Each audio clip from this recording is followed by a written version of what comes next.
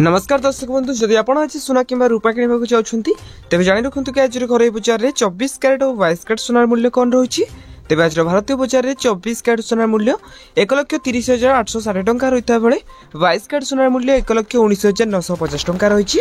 ठीक से हीपरी राजधानी भुवनेश्वर में 24 क्यारेट सोनार मूल्य 10 ग्राम पिछा 1,30,860 टंका रही बेले 22 क्यारेट सोनार मूल्य 1,19,950 टंका रही।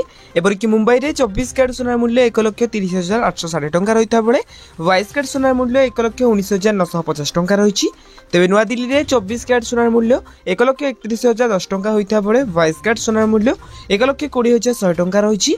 तेज दक्षिण भारत प्रमुख सहर चेन्नई में 24 क्यारेट सोनार मूल्य 1,30,910 टंका रही बेले 22 क्यारेट सोनार मूल्य 1,20,000 टंका होती। एपरिक पूर्व भारत प्रमुख सहर कलिकता में यथाक्रमे 1,30,860 टंका और 1,19,950 टंका रही सोनार मूल्य।